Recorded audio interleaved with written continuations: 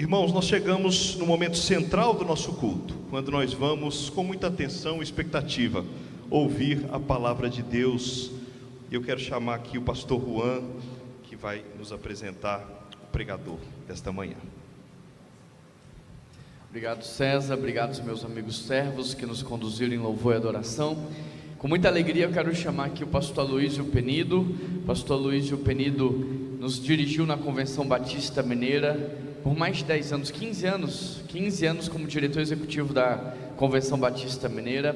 Há 22 anos é pastor titular da Primeira Igreja Batista, ali em Juiz de Fora. E hoje nós temos a honra de recebê-lo aqui na Primeira Igreja Batista. Ele está conosco desde ontem. Ontem nós tivemos um treinamento aqui, uma imersão em evangelismo e discipulado. E hoje nós daremos continuidade ouvindo a palavra de Deus através desse servo fiel ao Senhor, que tem sido muito usado por Deus ao longo de tantos e tantos anos. Eu queria convidar você a orar por ele nesse momento. Feche os seus olhos e peço ao Senhor que possa usar a vida do pastor Aloísio para falar aos nossos corações nessa manhã.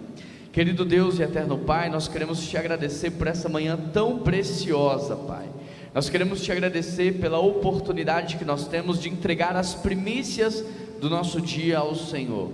Nós estamos com a mente tranquila, um coração em paz. Nós estamos aqui, Deus, prontos para sermos ministrados, e nós pedimos ao Senhor que venha falar através da vida do pastor Aloísio aquilo que nós precisamos ouvir como igreja, que ele se sinta em casa, que ele se sinta à vontade no nosso meio, Pai, e que ele seja tremendamente usado pelo Senhor. Continue abençoando, Deus, a sua esposa, seus filhos, seus netos, o seu ministério, e em nome de Jesus que nós oramos e nós te agradecemos. Amém, amém e amém. Fique à vontade, pastor. Muito obrigado, pastor Juan. Um bom dia aos irmãos. Alegria estar de volta aqui no púlpito desta igreja, onde eu já tive a oportunidade de ministrar a palavra do Senhor algumas vezes na época do pastor Murilo Cassete, e retornar aqui é uma alegria muito grande. Desde que o pastor Juan esteve em nossa igreja ali em Juiz de Fora, e foi um dia memorável para a nossa igreja, nós tivemos a alegria de recebê-lo em nossa casa com sua família, e Deus nos aproximou, e a partir daquelas conversas enriquecedoras surgiu a oportunidade de estarmos aqui compartilhando com os irmãos, e fiquei maravilhado com o grupo expressivo de pessoas que estavam presentes na capacitação de ontem à tarde, e eu vejo um futuro promissor para esta igreja, que com certeza há de alcançar muitos corações nesta cidade tão carente da palavra do Senhor. Eu quero trazer uma palavra ao coração dos irmãos, e uso o texto de Mateus 9,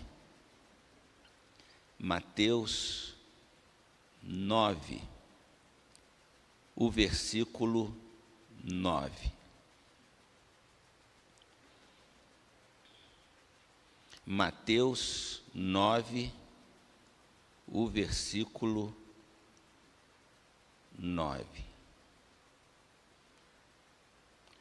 Jesus saiu dali e no caminho ouviu um cobrador de impostos chamado Mateus, sentado no lugar onde os impostos eram pagos. E Jesus lhe disse: vem comigo, Mateus. Ele se levantou e seguiu a Jesus. Apenas esse texto da palavra do Senhor, tão conhecido para os nossos corações. Amados, eu quero falar sobre igreja. O que a igreja precisa nos dias de hoje? O que a igreja precisa nos dias de hoje? A igreja ela surgiu no coração de Jesus, quando ele disse: eu edificarei a minha igreja. Jesus não inventou essa palavra igreja. Por isto é uma palavra grega. Mas os gregos eram pagãos. E como eles utilizavam esse termo igreja? Eles utilizavam com um propósito, que era o de implantar e expandir o império, o reino. Por isso eles usavam a palavra igreja, que todos sabemos, aqueles que são chamados. E eles eram chamados para discutir os problemas da cidade, da comunidade. Mas já tinha um propósito. E quando Jesus vem, ele diz: agora eu vou edificar a minha igreja, que tem os mesmos propósitos: estabelecer o reino e expandir o reino. Esse é o propósito central da igreja. Eu edificarei a minha igreja, ela vai ter poder, vai saquear o inferno. Por isso ele diz: as portas do inferno não prevalecerão contra ela. A ideia que a gente tem é que o inferno está vindo contra a igreja vai resistir, né? Não. As portas do inferno não prevalecerão contra ela. A minha igreja vai meter o pé nas portas do inferno e vai arrombar as portas do inferno. Mas será que a igreja tem feito isto? Aparentemente parece que a igreja está recuando e o inferno está avançando, não é? O mundo do crime cresce, das drogas, da promiscuidade. Cada vez mais as pessoas parecem estarem distantes de Deus. Então, quando a igreja perde a sua função, o seu propósito, o inferno avança. Mas a igreja não pode recuar, a igreja precisa avançar. Este foi o propósito que estava no coração de Jesus, e ele não faz nada sem propósito. Por isto, apesar de serem poucos os primeiros seguidores de Cristo, a igreja não era fraca. Porque a igreja forte ou fraca não depende da quantidade de pessoas, não depende do poderio econômico, mas depende do poder que a igreja tem. Poder do Espírito Santo de Deus, dentro de cada membro dessa igreja. Este foi o propósito com o qual o Senhor edificou a sua igreja e disse: eu vou dar poder para a minha igreja. Vocês acham?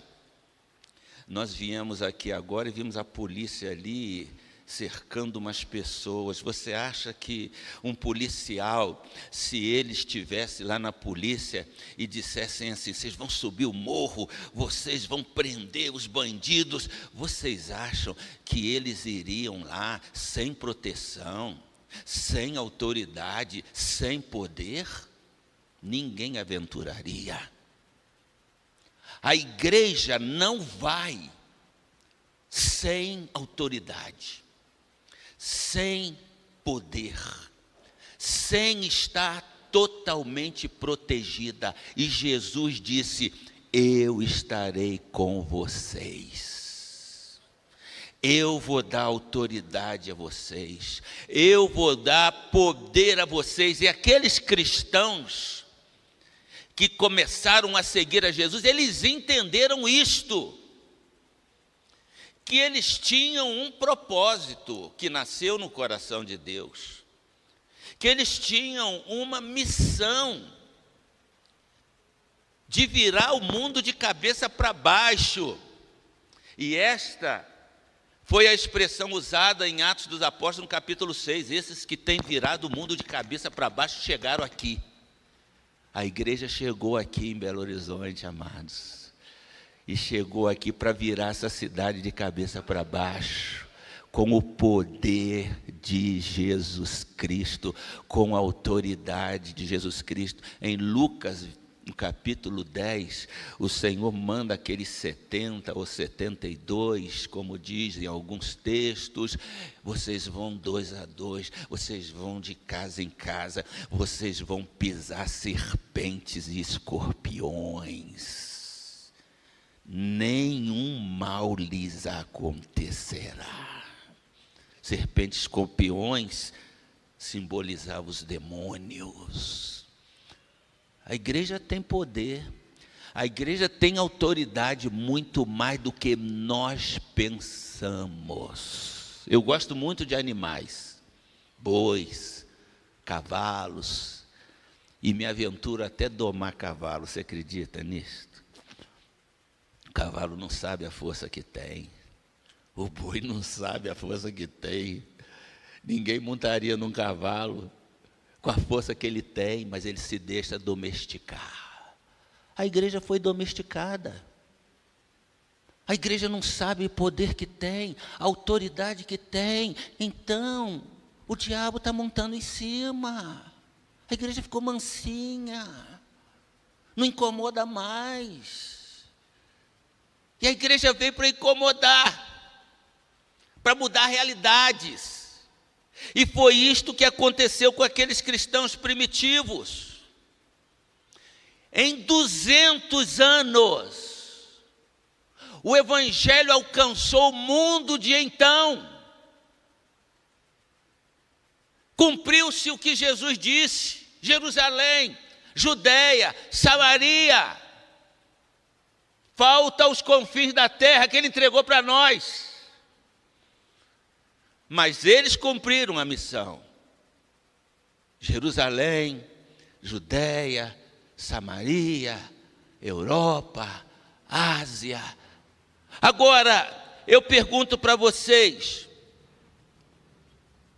eles tinham alguma facilidade como nós temos hoje? Eles não tinham nenhuma facilidade. Eles não tinham transporte. Eles não tinham meios de comunicação, eles não tinham ônibus, aviões, carros, como nós temos, eles não tinham celulares, redes sociais, eles não tinham nem a Bíblia como nós temos hoje. E eles alcançaram o mundo com a pregação do Evangelho. E alcançar o mundo num contexto complicado, porque o evangelho surgiu no meio dos judeus. E eu pergunto para vocês, se fosse hoje, seria mais fácil para nós? Ou seria mais difícil? Hoje nós temos toda a tecnologia à nossa disposição.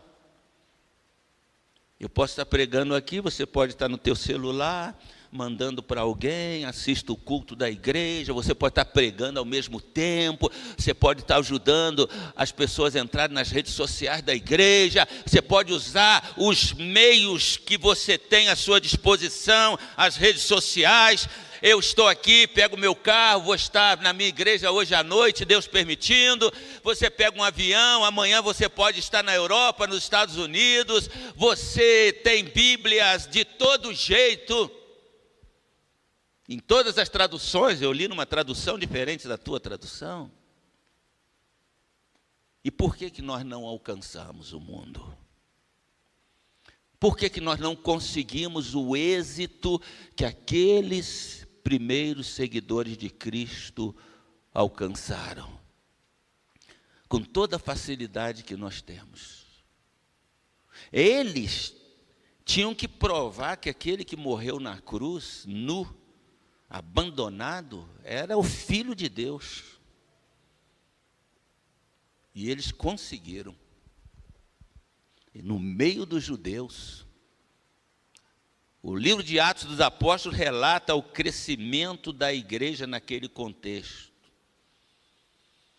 Eles não tinham o conhecimento que nós temos hoje. Eles não tinham escola bíblica com professores para ensinar a Bíblia. Mas eles tinham o que talvez nos falta hoje: poder, autoridade. E diante das autoridades eles diziam: importa obedecer a Deus do que aos homens. Nós não podemos deixar de falar daquilo que nós temos visto e ouvido. Eu creio que, mais do que conhecimento, mais do que qualquer outra coisa, nós precisamos de experiências com Jesus. São as experiências que vão te impulsionar. Eu contei ontem uma experiência que eu tive aqui na África. Mas eu vou contar uma outra experiência que eu tive com você, que mudou a minha vida quando eu tinha 19 anos de idade. Eu era corneteiro do quartel. Essa experiência está num dos livros que eu trouxe.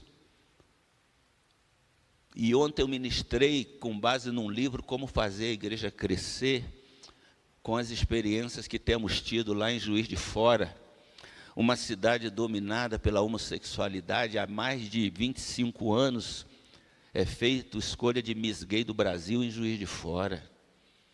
E a igreja rompeu as fronteiras, uma igreja decadente com menos de 30 pessoas, menos de 300 pessoas, foi o que me fez sair da secretaria executiva da convenção e assumir o pastorado daquela igreja.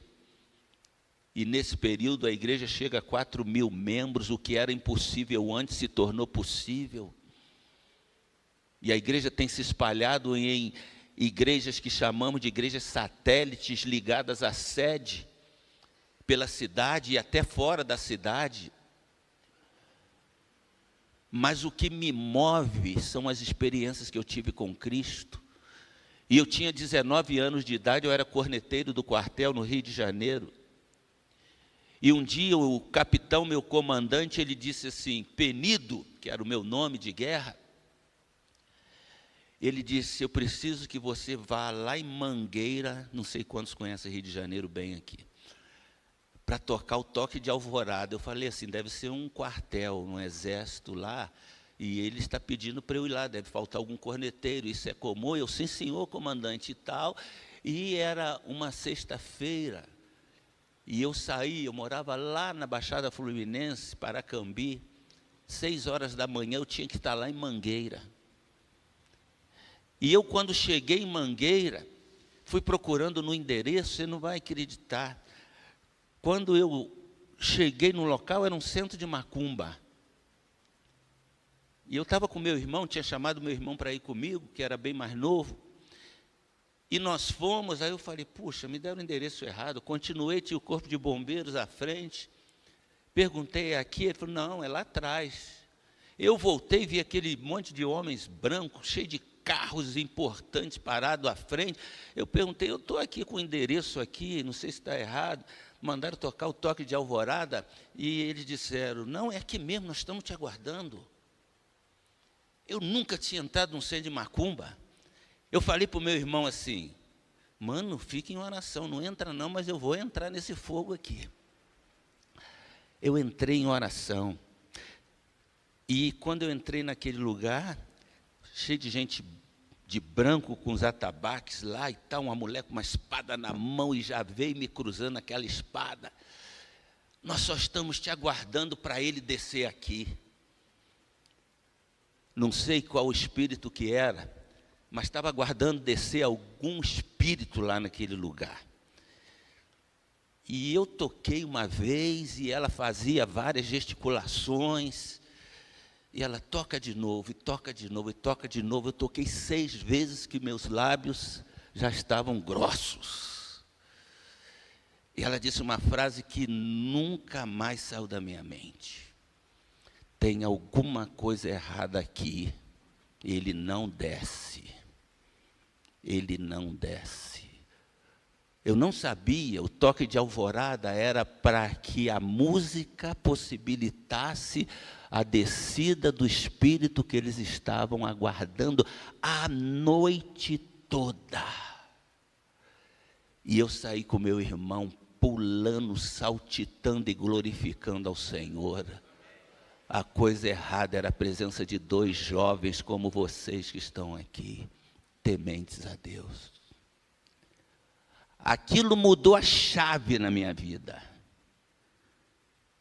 Eu que sou oriundo de uma família em que meu pai tinha 11 irmãos, 7 homens, todos alcoólatras, não convertidos, só minha mãe. E quando eu tinha 13 anos, meu pai faleceu. Minha mãe, lavadeira de roupas, com 6 filhos para criar. Naquele mundo, fomos criados na igreja, mas não tínhamos uma experiência com o Senhor Jesus tão profunda. Aquilo fez de mim alguém totalmente diferente do crente que eu era de uma igreja batista na Baixada Fluminense. E o que eu vejo hoje, por onde eu passo, eu tenho dito. O que falta à igreja são experiências profundas com Jesus que vai mudar a história da igreja. Experiências. Você vai olhar para trás, como aqueles primeiros discípulos olhavam para trás e chegavam à conclusão: o Senhor está comigo e me chamou para romper as portas do inferno. Romper as portas do inferno. E até os dias de hoje Deus tem feito isso, não é? O pastor convidou, eu trouxe o meu auxiliar aqui comigo, que no culto das 10 vai estar dando um pequeno testemunho. Estava no fundo do inferno e o Senhor tirou ele de lá. Foi para isso que o Senhor te chamou. Foi para isso que eu estive aqui ontem a tarde toda. E você acha que para uma pessoa de 72 anos é fácil sair de Juiz de Fora, pegar uma tarde toda de treinamento, e só às 11h30 da noite ontem eu estava liberado? Desfrutei com alegria de um tempo tão maravilhoso com o pastor Juan, sua família. Estar aqui, voltar para Juiz de Fora, pregar à noite na igreja, porque arde o desejo de ganhar almas para Cristo. Não tem idade. Tem muitos que acham: não, já fiz muito na igreja, agora eu quero só usufruir. Isso não existe. No plano de Jesus isso não existe. Você olha para a história dos seguidores de Cristo, olha para a história de Abraão, olha para a história de Moisés, de Paulo, de Daniel na fornalha, olha as experiências que eles tiveram, que mudou a vida deles. Nunca mais foram os mesmos. Eu não sei as experiências que você já teve com Deus, mas você precisa de uma experiência profunda, de ver a mão de Deus contigo de alguma maneira. E você não será mais a mesma pessoa. Eu disse ontem e repito: Evangelho não é uma religião. Evangelho não é uma religião. Evangelho, se você se diz evangélico, significa que você tem um relacionamento profundo com Cristo. A única definição que nós temos de evangelho na Bíblia está em 1 Coríntios, no capítulo 15, quando Paulo diz que o evangelho é isto: Cristo morreu por nossos pecados, segundo as Escrituras. Ele foi sepultado, ele não ficou morto, ele ressuscitou dentre os mortos. Evangelho significa morte. Morte. Mas nos dias de hoje, os evangélicos têm transformado o evangelho numa religião. E a religiosidade, ela você encontra em todos os lugares, em todos os matizes. seja de que origem for, e também no meio cristão, no meio evangélico. Mas evangelho é relacionamento. Jesus diz isso em João 17:3. A vida eterna é esta, que te conheçam a ti como o único Deus verdadeiro e a seu Filho, aquele que tu enviaste. Relacionamento profundo. E quando você tem um relacionamento profundo com Deus, a coisa muda. Ontem às 5 horas da manhã, minha esposa estava do lado, o celular dela tocou, eu tinha que vir para cá, mas eu ia sair de lá. Às 7, eu falei para ela, por que o relógio está despertando 5 da manhã? Ela, estamos saindo para orar às 5 da manhã, nem eu sabia. Nós estamos saindo com outras irmãs para orar. Então, meus amados, quando a gente entender esse negócio de igreja da forma que é, a gente não vai ser mais a mesma pessoa. A gente vai compreender que temos um chamado, não para manter a obra, porque nós mantemos a obra. Quando você vem aqui, quando você contribui, você está exercendo um papel fundamental. A manutenção da obra, senão a igreja dilui. A tua presença ela é muito importante. A tua contribuição ela é muito importante. Mas nós estamos fazendo a manutenção. Só que tem algo acima e mais importante, o cumprimento da missão. Você tem uma missão. Pode dizer isso para a pessoa que está do teu lado? Você tem uma missão? Nós temos missão. Temos que ter claro isso na nossa mente. Jesus me entregou a missão, ide por todo mundo, pregue esse evangelho. Pregue esse evangelho. Eu lembro,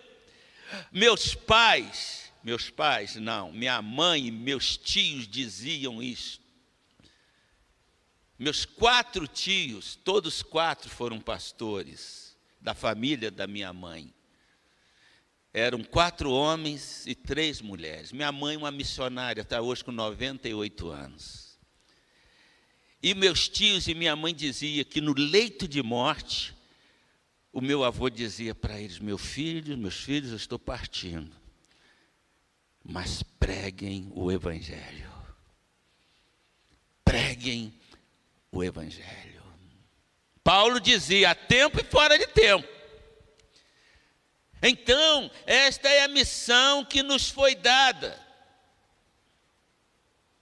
E eu quero concluir dizendo para você que no Velho Testamento, Deus levantou um povo para mostrar ao mundo de então que não havia vários deuses, mas um único Deus cujo nome é Jeová.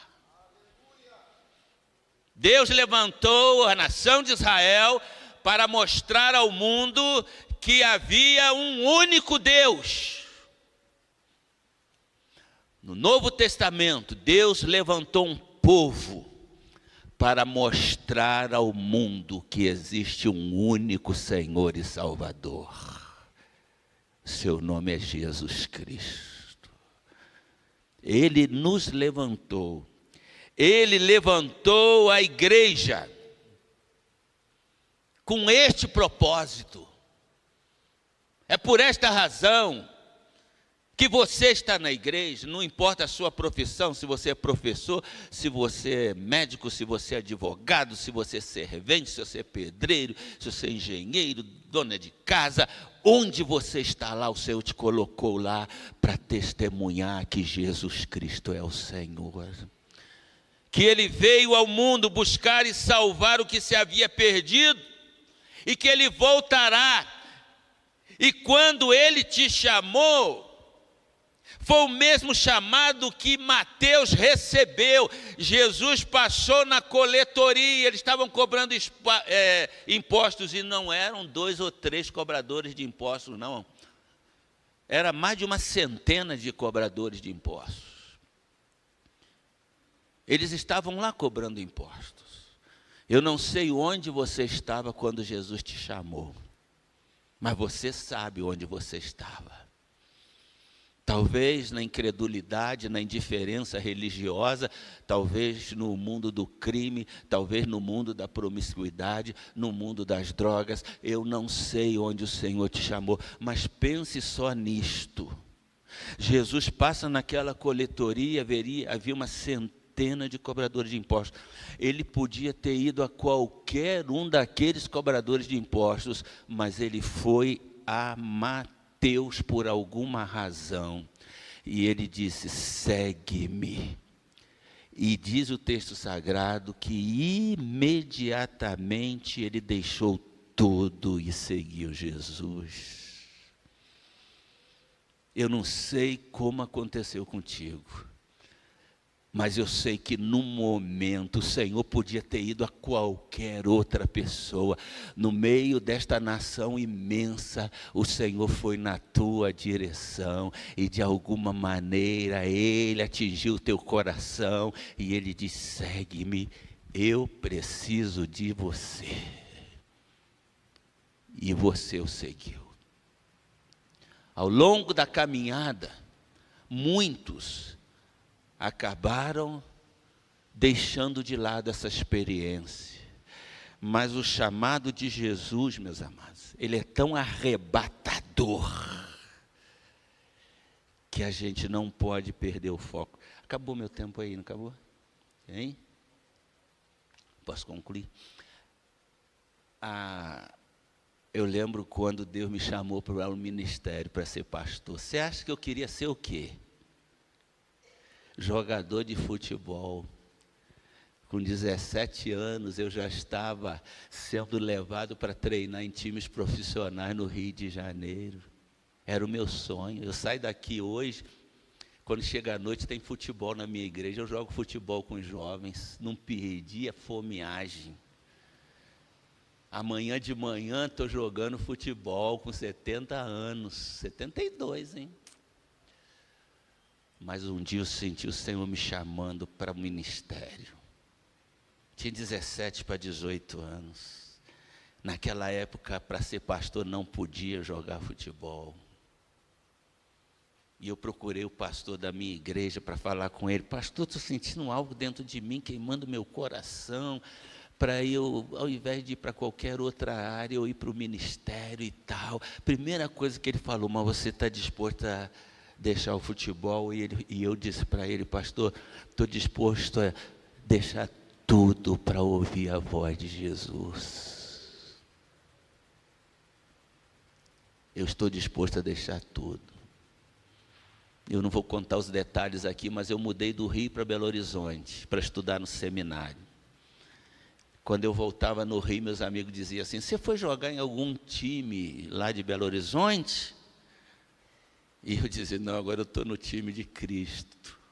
Estou me preparando para ser pastor. Aos 21 anos eu cheguei aqui para o seminário para estudar para ser pastor. Gosto de futebol até hoje, mas jamais me arrependi de ter deixado o futebol, porque eu podia ganhar alguns prêmios aqui, mas eu escolhi ganhar o prêmio da soberana vocação que está em Cristo Jesus, o nosso Senhor. E eu digo para você: me gastarei e me deixarei gastar por amor a esta obra até o dia que o Senhor me permitir viver. Deus te chamou e te entregou uma missão. Você não pode passar a tua vida aqui sem levar almas aos pés de Jesus, pelas quais Ele deu a sua vida, como Ele deu por você. Que Deus nos abençoe, amém? Vamos orar mais uma vez. Pai, obrigado pela Tua palavra nesta hora. Toca o coração dos Teus servos, usa onde eles estiverem, para que eles possam testemunhar da experiência que tiveram de transformação um dia, em que eles decidiram entregar suas vidas a Jesus e viver para o Senhor. Usa-os com poder, com autoridade, para desbancar o inferno, porque o Senhor não tem outro meio nos dias de hoje, a não ser usar as nossas vidas nas tuas mãos. É com gratidão que nós oramos, em nome de Jesus. Amém, Senhor.